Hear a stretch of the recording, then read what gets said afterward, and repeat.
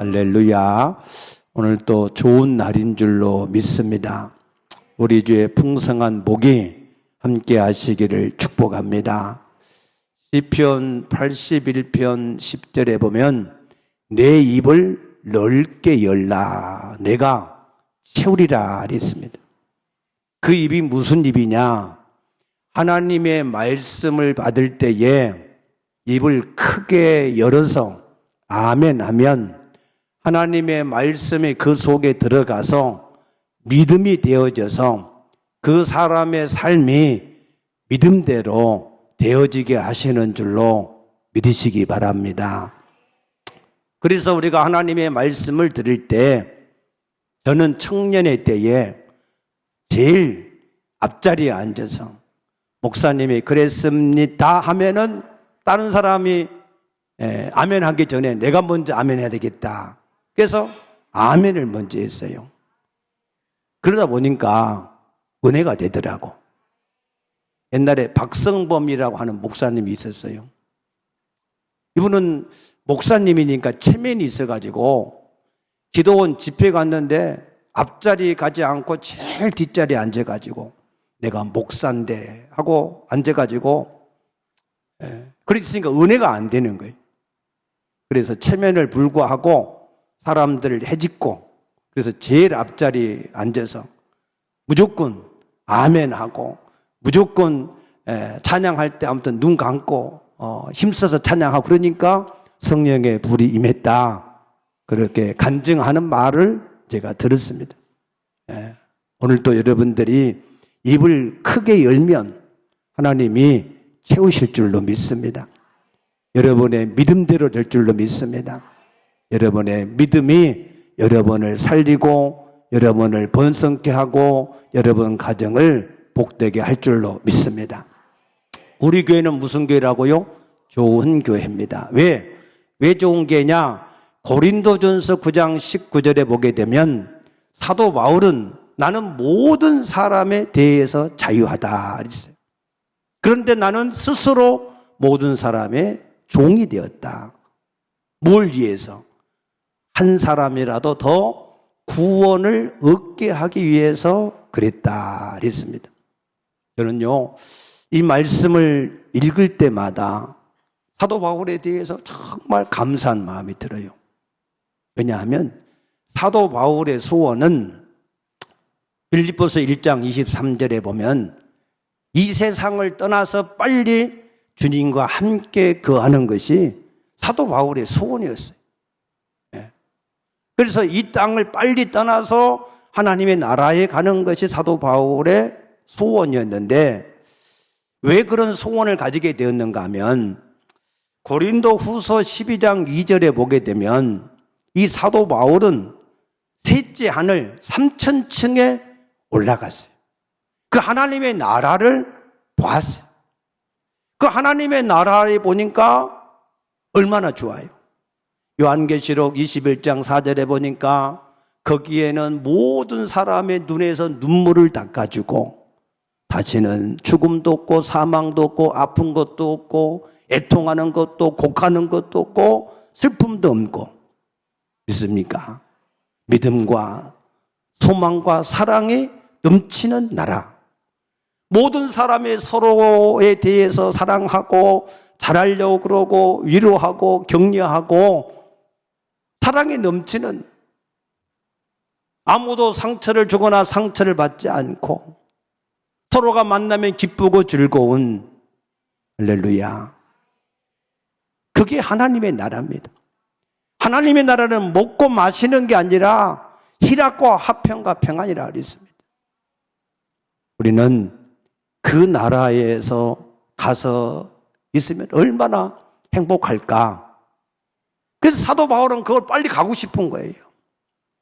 우리에게도 그와 같은 소망이 있으시기를 축복합니다.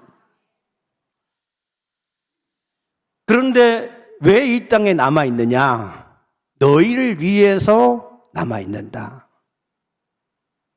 왜 너희를 위해서 남아있느냐? 에베소서 3장 3, 4절에 보면은 사도 바울은 하나님의 계시로 받은 예수 그리스도의 복음의 비밀을 가지고 있었어요. 그리고 이 비밀을 기록을 했어요. 너희가 이것을 읽으면 내가 깨달은 복음의 비밀을 너희도 깨달을 수 있을 것이다 그랬습니다. 그래서 사도 바울이 우리에게 그 하나님의 복음의 비밀을 글로 남겨두셨는데 그 말씀들이 신약 성경이 27권인데 절반 이상이 그 사도 바울의 복음의 비밀들입니다. 그걸 읽으면요, 탐복의 절로 나와요. 탐복. 무슨 탐복이에요? 어떻게 하면 이렇게 복음을 잘 깨달았을까? 아멘. 이 복음은요, 비밀이야, 비밀. 만세와 만대로부터 감추었던 것이다. 그랬어요. 이것은 하나님의 계시가 아니면 우리가 보기는 보고 듣기는 들어도 알 수 없는 그런 비밀이라 그랬습니다.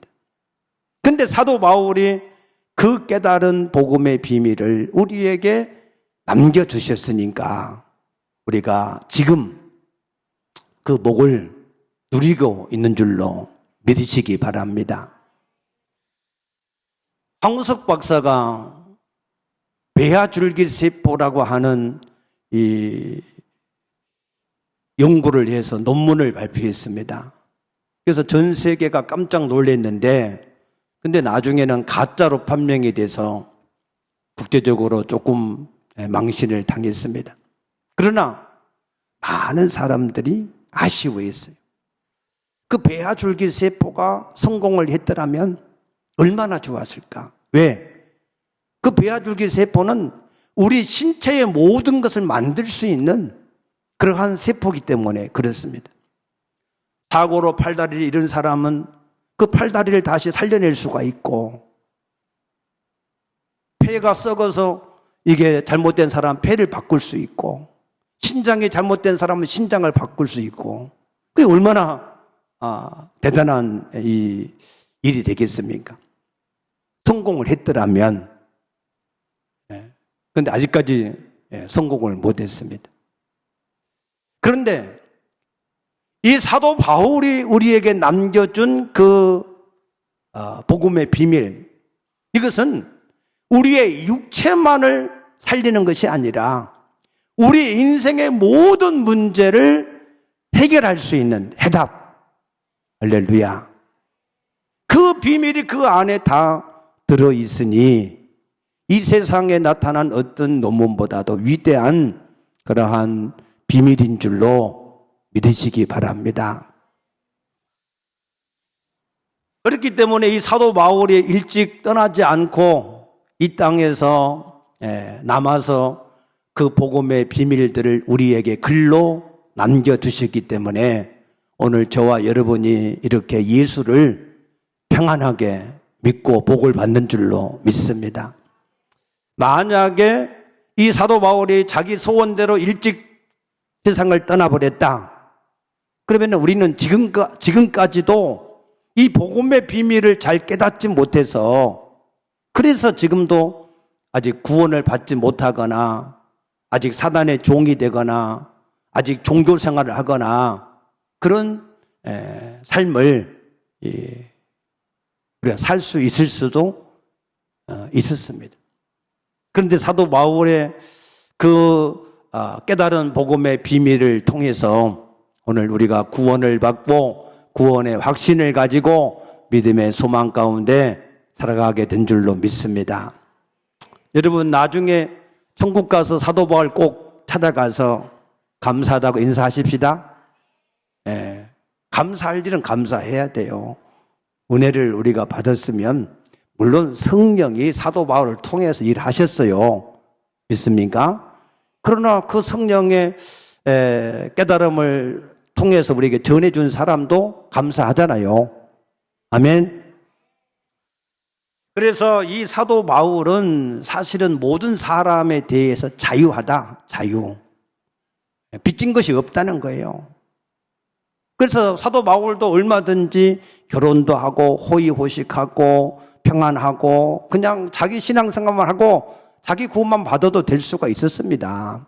그런데 그가 우리를 위해서 결혼도 하지 않고 헐벗고 굶주리고 힘들고 매를 맞고 죽을 뻔한 위기를 여러 번 겪으면서 그러면서 우리에게 이 말씀을 남겨 주신 것은 어떻게 하든지 한 영혼이라도 더 구원을 하고자 하는 그 간절한 열정 때문에 그와 같이 자기를 희생하고 우리를 위한 줄로 믿으시기 바랍니다. 그래서 우리 교회도 이렇게 구원을 얻게 하고자 하는 열정 있는 사람들이 많아서 우리 교회가 좋은 교회인 줄로 믿습니다. 지난 금요일에도 우리 박정춘 권사님이 한 청년을 데리고 왔어요. 그래서 금요 철학 기도회가 끝나고 10시쯤 됐는데 목양실로 청년을 데리고 와서 이 사람에게 복음을 전해달라고. 그래서 옆에서 가만 보니까 그 청년의 마음을 어떻게 하든지 구원을 얻게 하려고 그 청년의 마음을 얻게 하기 위해서 참 힘쓰는 것을 옆에서 보았습니다. 그래서 그 청년이 주의 복음을 듣고 예수를 영접하고 새로운 삶을 얻게 된 줄로 믿으시기 바랍니다.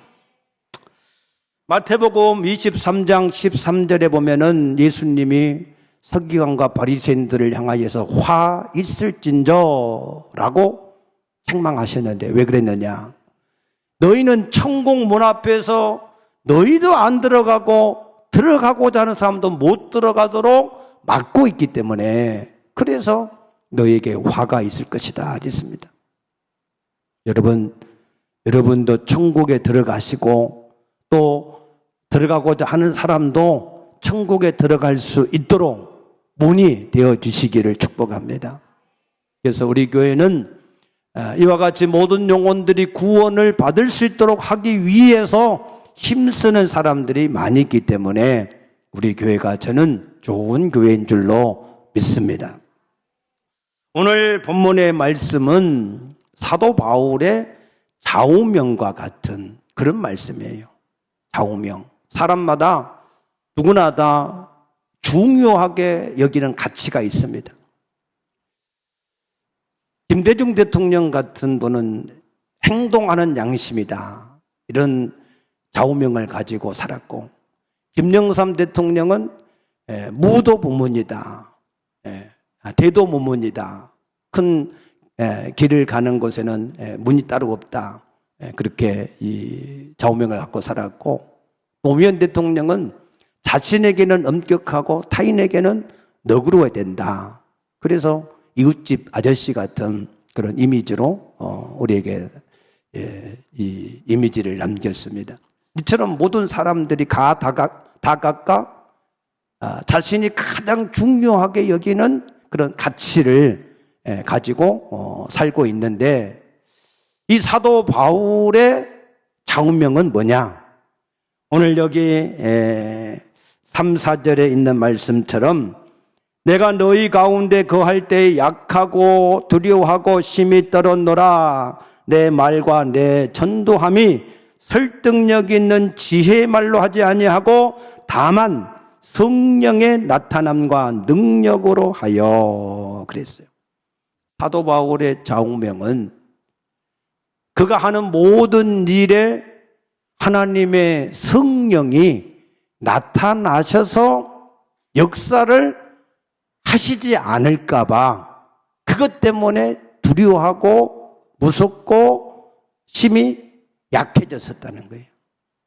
그런데 이 말씀을 우리가 이해를 하면 공감이 돼요. 공감. 우리가 뭘 하든지 하나님의 성령이 그곳에 함께 하지 않으면 아무것도 할 수가 없어요. 우리가 이 시간 예배를 드리는 이 일도 하나님의 성령이 우리 가운데 함께 역사하지 않으면 우리 자신도 하나님 앞에 아무것도 드릴 수 없고, 하나님이 우리에게 아무리 말씀해도 드릴 수가 없고, 줄 수도 없고 받을 수도 없어요. 하나님의 성령이 우리 가운데 역사하지 않으면 우리 하는 모든 일이 되어질 수가 없습니다. 그래서 이것은 사도 바울만의 그런 좌우명이 아닙니다.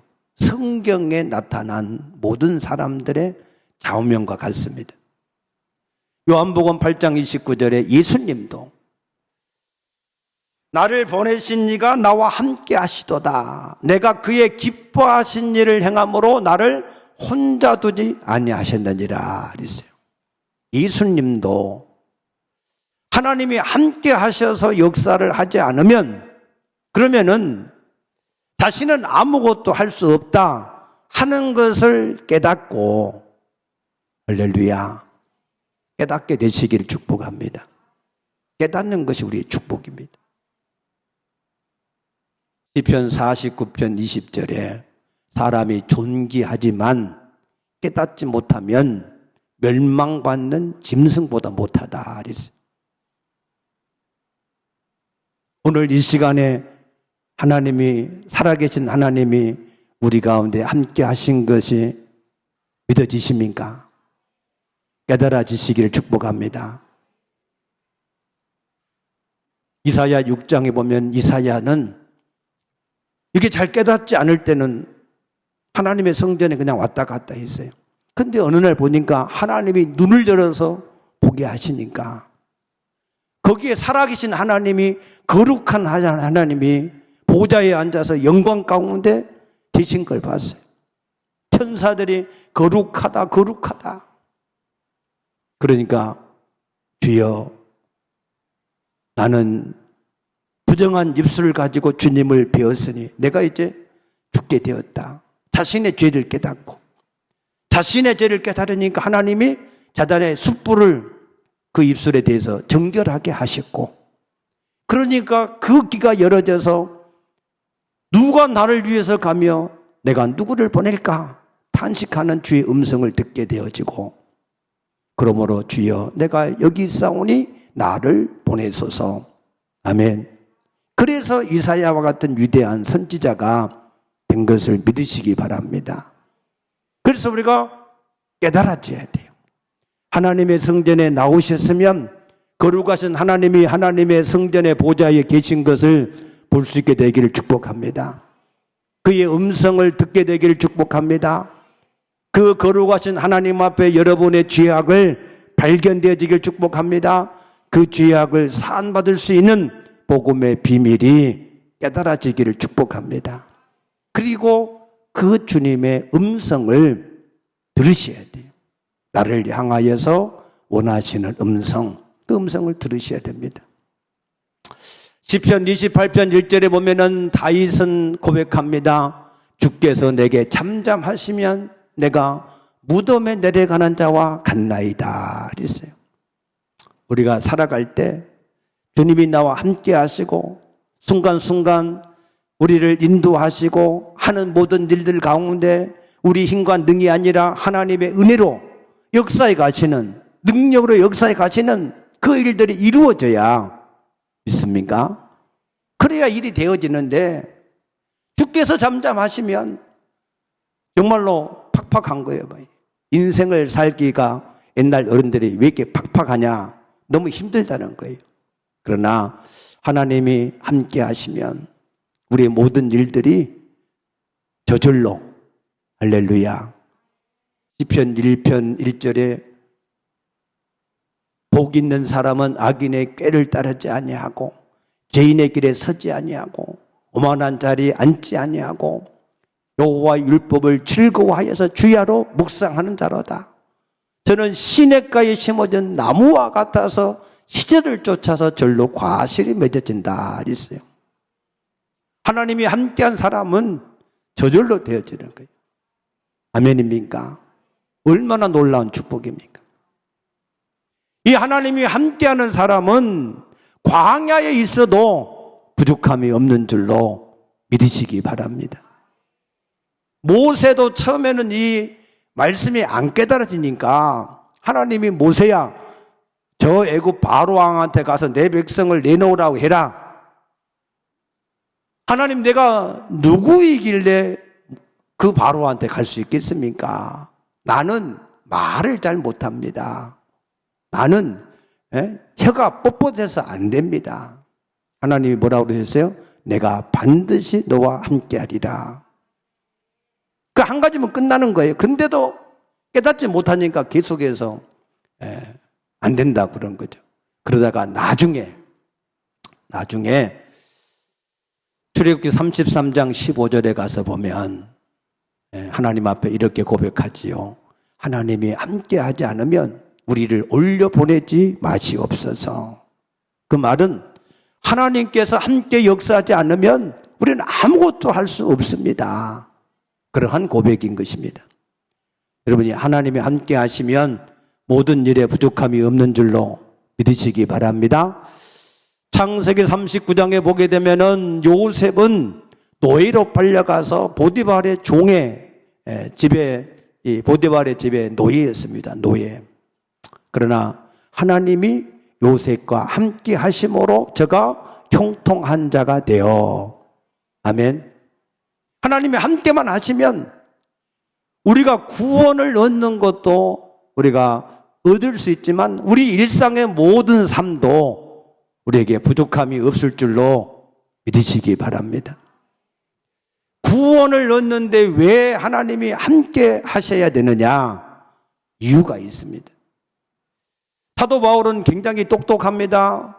언변도 뛰어나고 지혜도 있고 지식도 많고, 그런데 자기가 전하는 복음이 자기의 어떠한 언변이나 지식을 지혜로운 말로 사람들의 감정을 움직여서 울게 하고 웃기도 하는 그런 것으로 아니고, 그런 것이 아니라 하나님의 성령이 나타나셔서 역사를 해야 된다 하는 것을 알게 된 거예요. 왜 사람의 말과 지혜로 안 되느냐?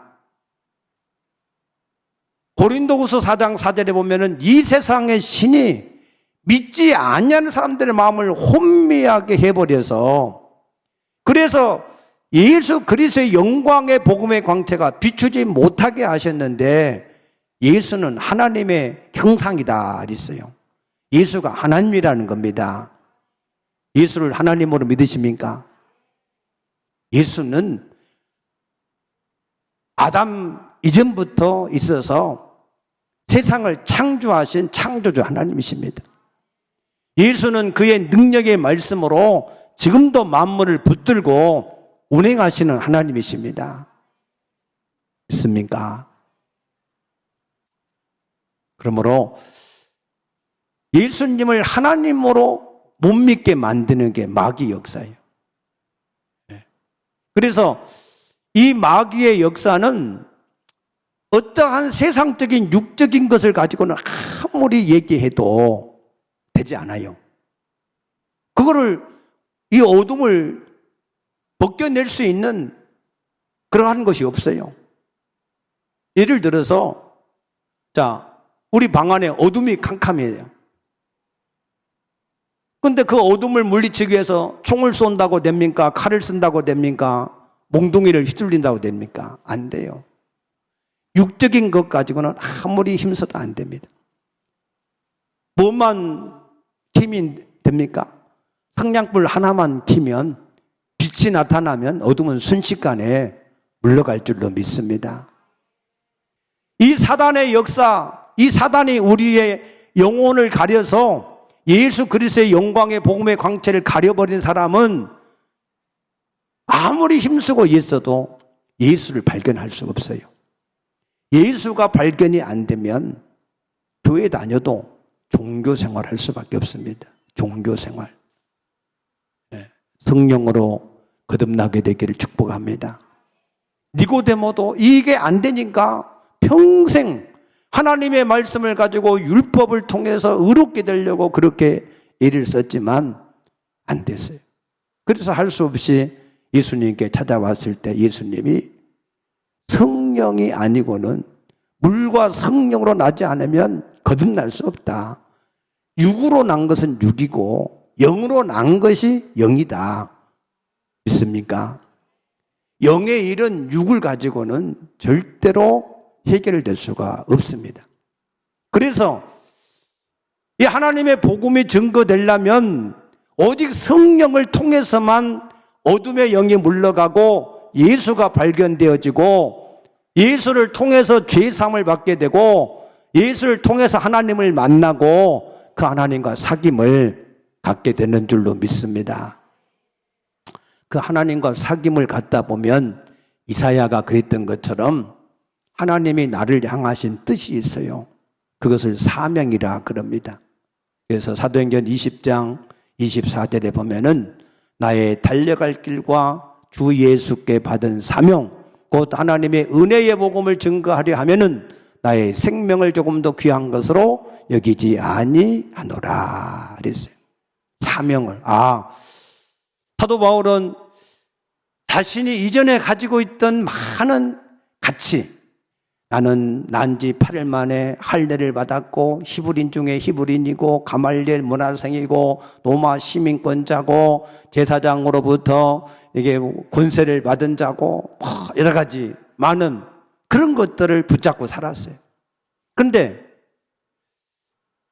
그걸 가지고 아무리 있어봐야 자신의 죄를 깨끗하게 하는 게 안 되는 거예요. 아무리 내가 히브리인 중에 히브리인이고 율법에 흠이 없다고 주장해봐도 자기 속마음은 오호라 나는 공고하도다. 누가 나를 죄와 사망에서 건져내겠느냐.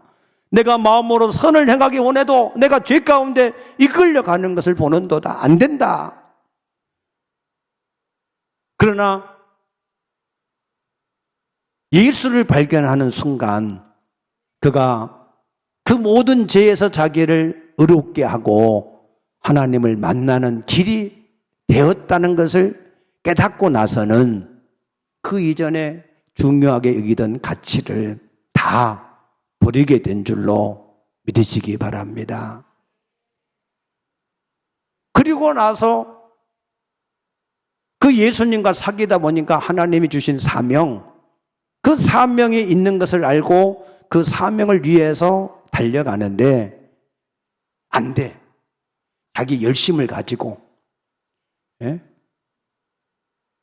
자기의 지식을 가지고, 자기의 능력을 가지고 뭔가를 하려고 하니까 안 돼요. 왜 안 되냐?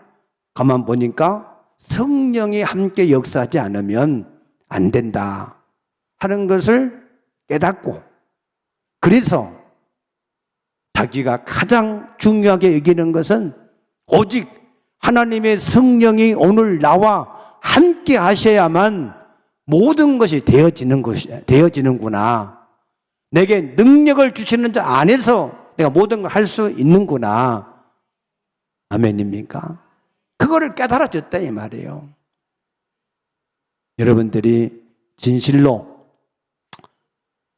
여러분을 멸망해가는 죄 가운데서 여러분을 살릴 수 있는 분은 오직 예수님밖에 없는 것을 다시 한번 확신하시기 바랍니다.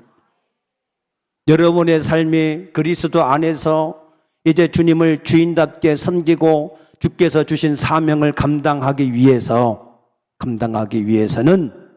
성령이 함께하지 않으면 안 된다는 것을 깨달을 수 있게 되기를 축복합니다. 여러분 잘 들어보세요. 그리스도인은 무조건 그리스도인이 된 순간 예수 증인의 사명을 위해서 살게 되어 있어요. 사도행전 1장 8절에 오직 성령이 너희 가운데 임하시면 너희가 권능을 받고 예루살렘과 온 유대와 사마리아 땅끝까지 이르러 내 증인이 되어지리라. 이건 선택된 사람이, 일부 사람이, 원하는 사람이 하는 게 아니에요. 누구든지 예수를 주로 받은 사람은 누구든지 그 주님이 원하시는 일을 위해서 우리가 살아가야 되는 것이 우리의 사명인 것을 믿으시기 바랍니다. 그런데 이 사명을 감당하려고 하니 안 된단 말이에요. 안 돼. 그래서 되게 하는 방법이 뭐냐? 그것이 하나님의 성령이 함께 하셔야만 되어진다는 것을 깨닫게 된 겁니다. 디모데후서 4장에 보면요, 사도 바울은 디모데에게 이렇게 권면합니다.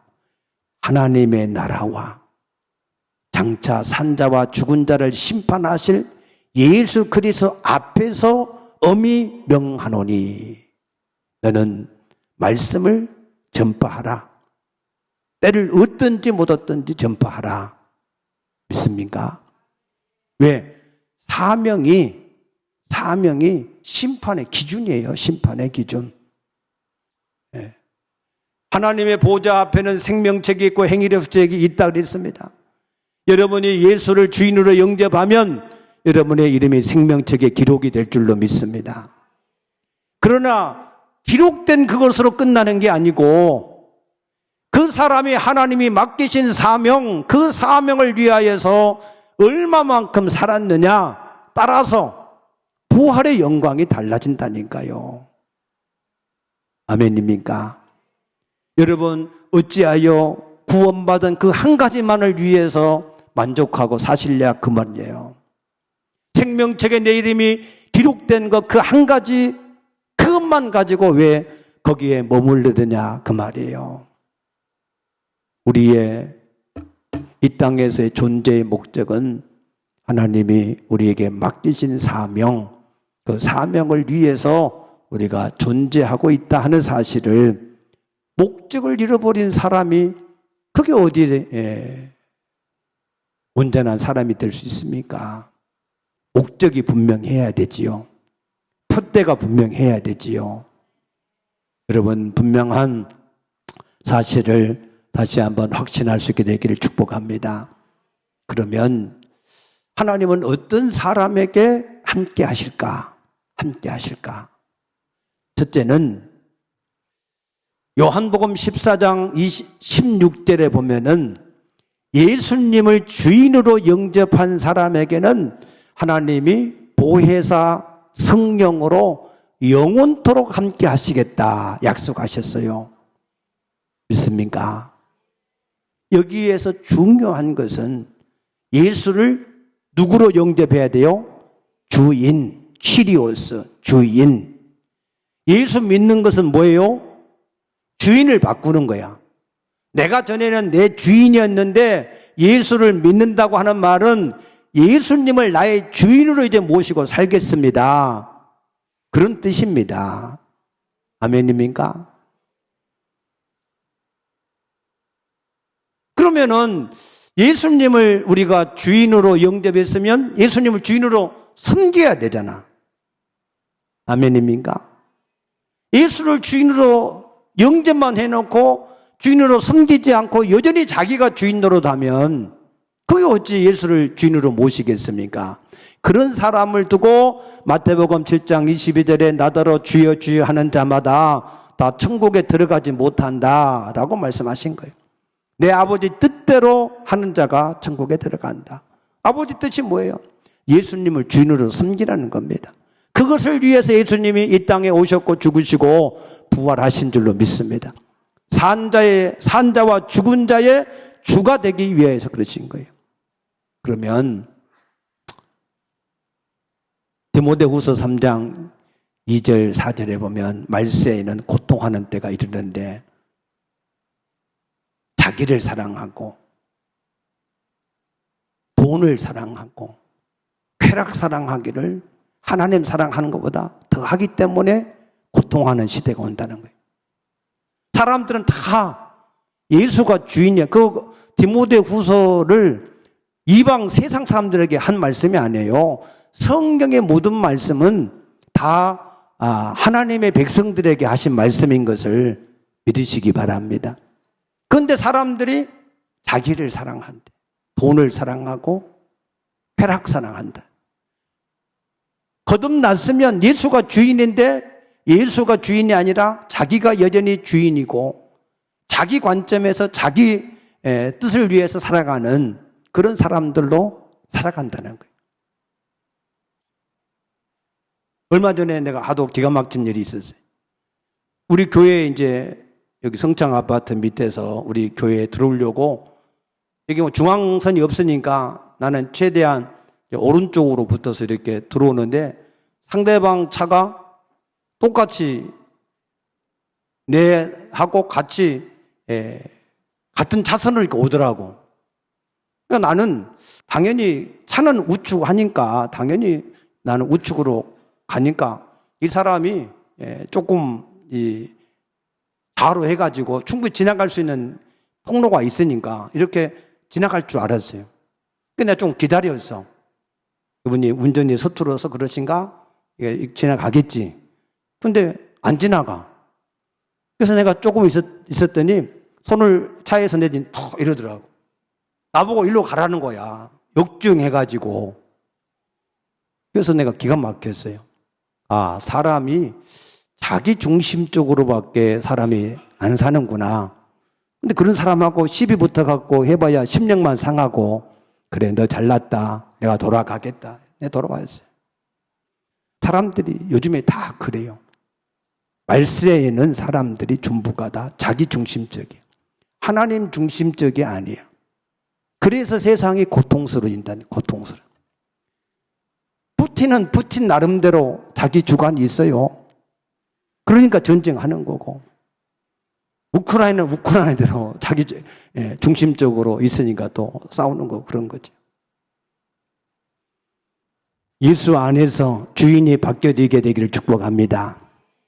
그래서 성령이 함께하는 사람은 예수를 주인으로 영접한 사람. 아멘입니까? 두 번째는 마태복음 28장 18절에서 20절 말씀 보니까 너희는 가서 모든 사람에게 제자를 삼으라. 내가 하늘과 땅의 모든 권세를 세상 끝날까지 함께하리라. 예수의 증인이 될 때 하나님이 우리에게 함께 하셔서 역사하시는 줄로 믿습니다. 세 번째는 역대하 16장 9절에 여호와의 눈은 온 땅을 두루 감찰하시어서 전심으로 자기를 찾고 찾는 자들에게 능력을 베푸신다. 하나님만 의지하는 사람에게 하나님이 함께 하시는 줄로 믿으시기 바랍니다. 네 번째는 요한복음 14장 21절에 하나님의 계명을 지키는 자, 그 사람을 사랑해서 그에게 나를 나타내리라 라고 말씀하셨습니다. 하나님의 계명을 힘써서 지킬 수 있게 되기를 축복합니다.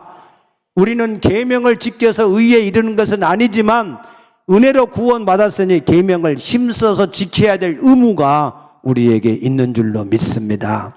마지막 다섯 번째는 마태복음 18장 20절에 두세 사람이 내 이름으로 모인 곳에 나도 그들 중에 함께 있을 것이고 19절에 두 사람이 합심해서 기도하면 무엇이든지 우리에게 그들을 위해서 이루어 주시리라, 응답하시리라 약속하신 줄로 믿습니다. 아멘.